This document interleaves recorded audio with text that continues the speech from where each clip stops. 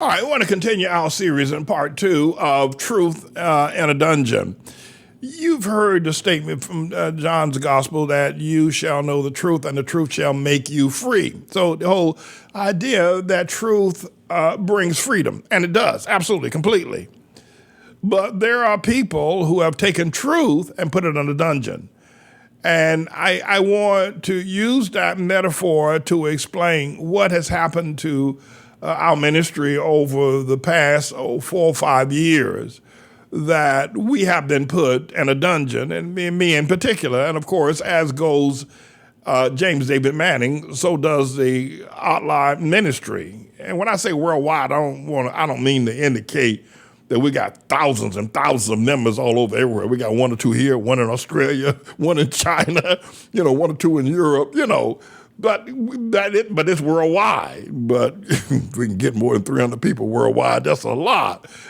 But I do want to say that what they have decided to do was to put me in a global worldwide media dungeon so that my voice could not be heard. And let me try to explain what I mean by that.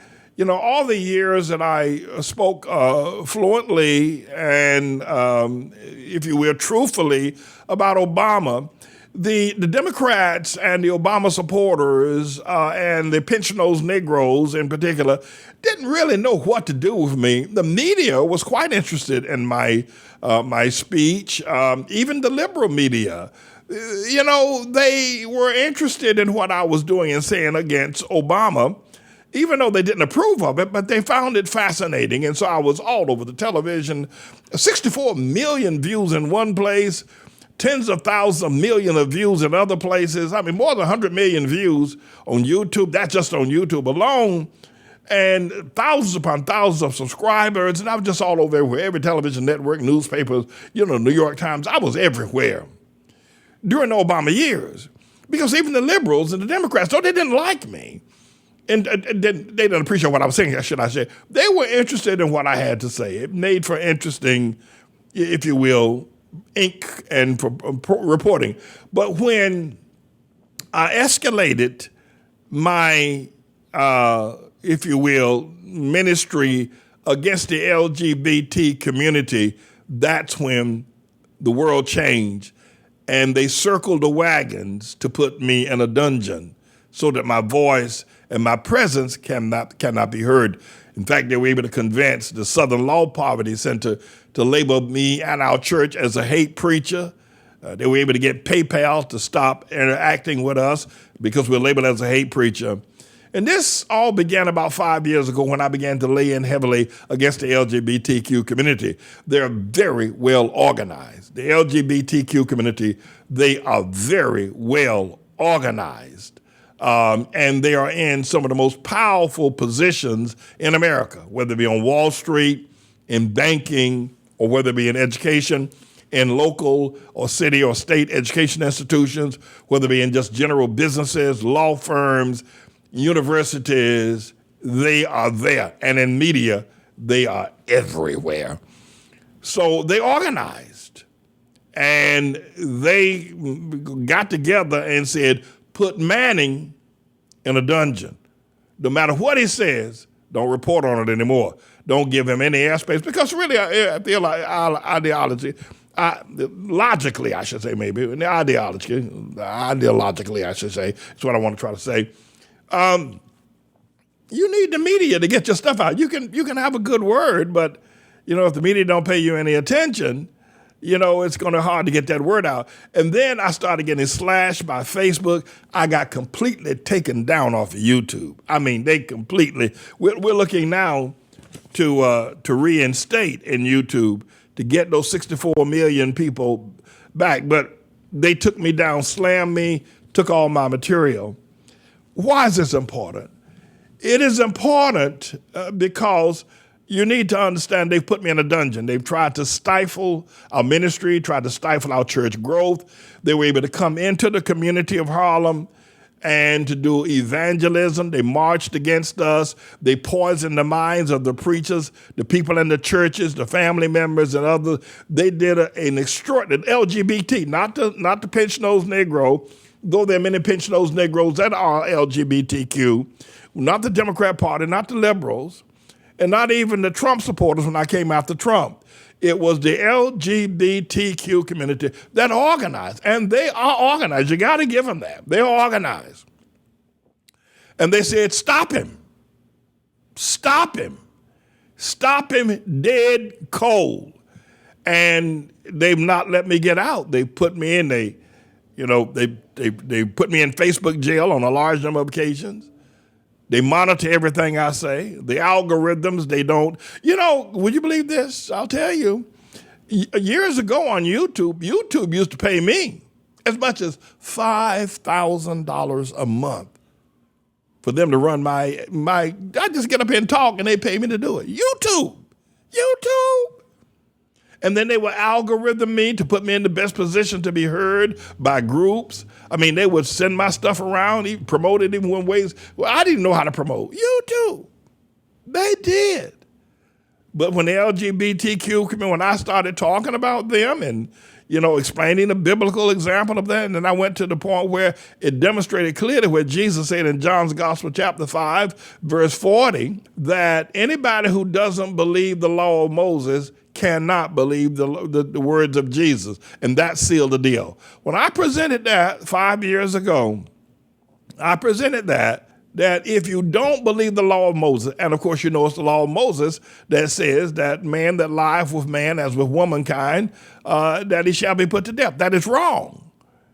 It was Moses that said that the LGBT and homosexuality is wrong. And Jesus comes along and says, if you deny Moses, you can't be a follower of me. And after that, they put me in a dungeon. I've just not been able to get out. And, the people in the community started hating me, walking by, cussing me out, throwing rocks through the windows of the church, tearing down our announcement board, just doing all kind of mean and nasty things to us.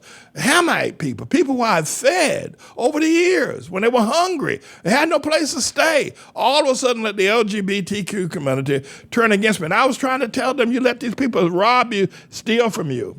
So they put truth in a dungeon. Not just have they put me in prison, they put me in a dungeon. Now, let me quickly say I'm not complaining here. That's not what I'm doing. Why am I saying it? Because I'm getting ready to get out. I'm getting ready to get back up out of this on a global scale like you ain't never seen before.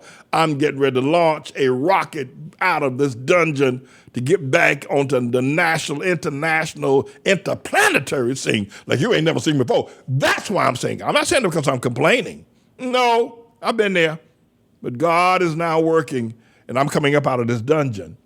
And the way they've stifled us and kept me from reaching the people with the word and helping and healing and delivering people the way it needs to be done, all that's over with now. All that's over with now. We have, let me just tell you this, I'm going to let you go. We have a very talented group of young people in our church. And all of our members are just very talented, very powerful, seething, chomping at the bit. We are ready to go. We are ready to take the world. We are ready, and I'm ready to lead. I'm ready to lead. The time is ripe. We got the power. We're coming up out of this dungeon. Trust me, we're coming up out. What they've done to me over the past 4 or 5 years, and even the Trump supporters, 600 Trump supporters dumped me like a hot potato. Dumped me, walked away, and didn't even look back. Trump supporters, 600 members just left the ministry like that. Never turned around. And sometimes I look on their Facebook page and the things they're saying I can hardly believe. But we're coming up. It's all over what? We're coming back. We did 64 million. We're going to do 64 billion in the years and time to come. We're ready to go. I've organized the people. They're ready to go. They're troops.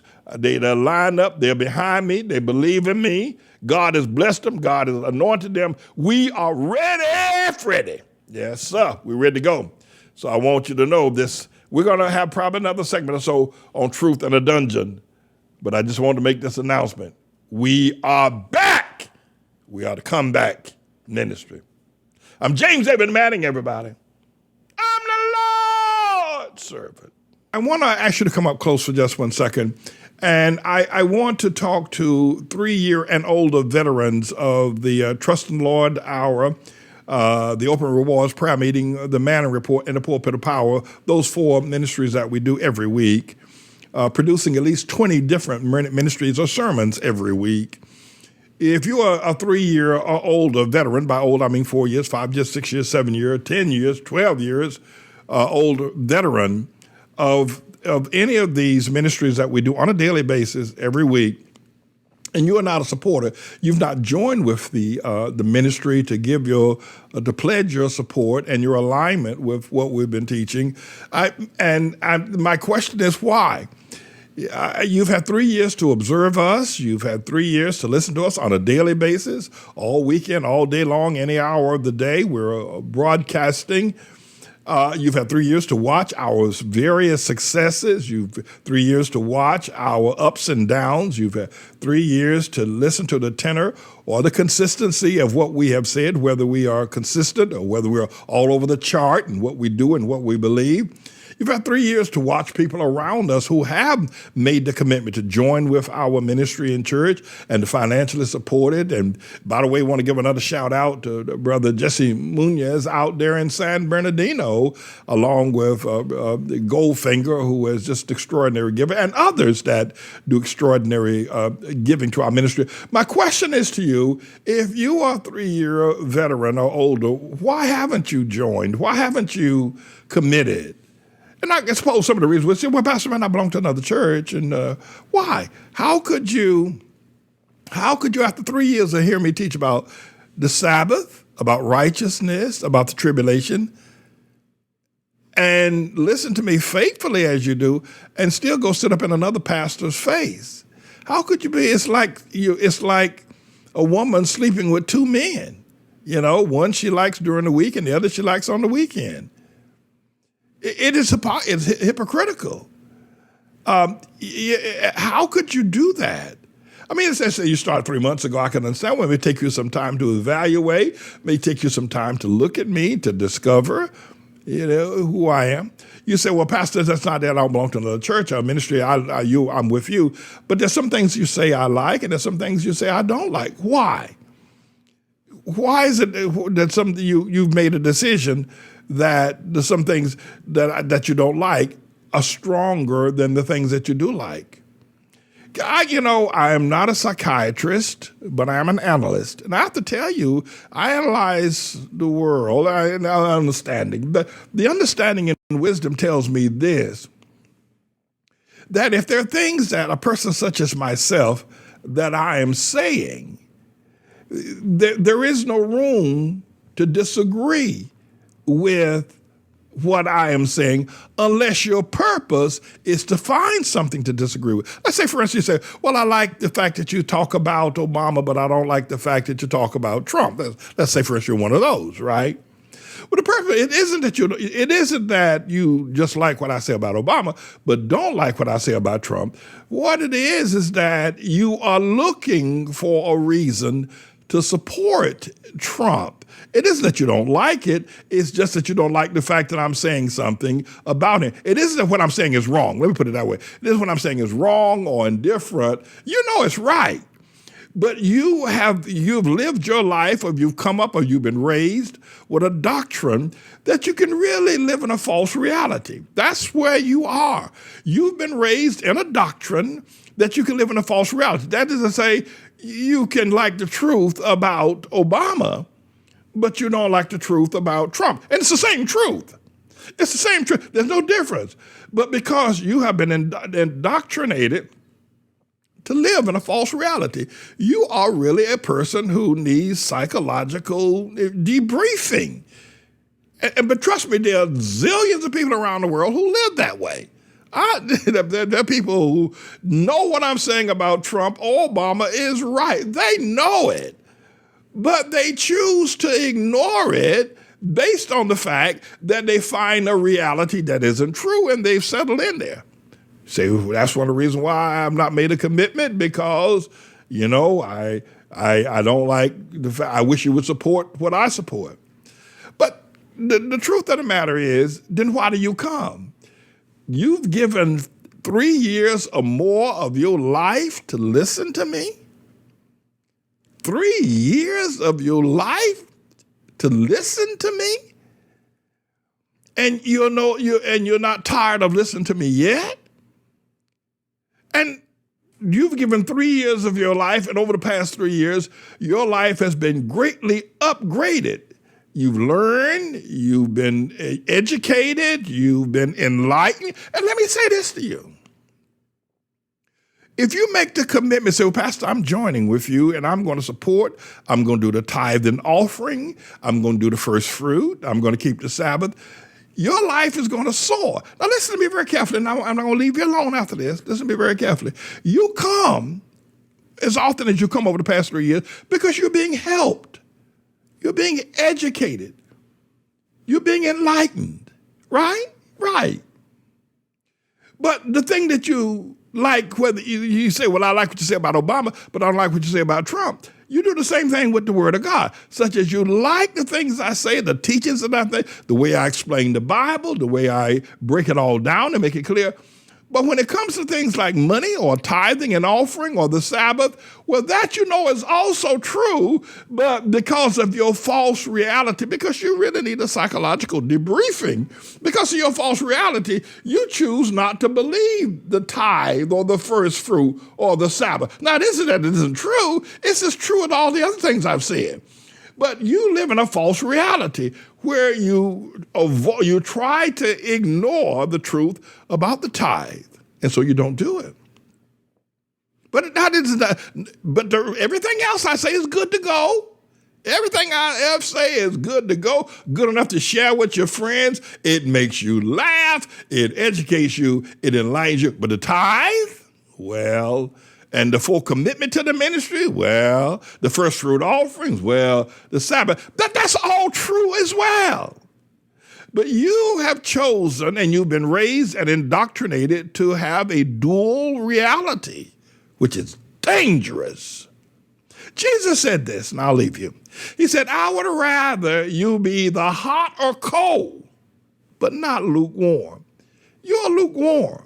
You have a dual reality. He said, if you're lukewarm, I'll spit you out of my mouth. I would rather you be completely stomped down against Pastor Manny, trying to take him down. Be fully against him. Be against him with all of your strength. Or be fully for him with all of your strength. But don't be in the middle, somewhere lukewarm. You're better than to be spit out of the mouth of Jesus if you're lukewarm. So what's it going to be? You're going to make the commitment and grow and be even better blessed, or you're going to continue to walk in the lukewarm spit of the mouth of the Savior. I'm James David Manning, everybody. I'm the Lord's servant.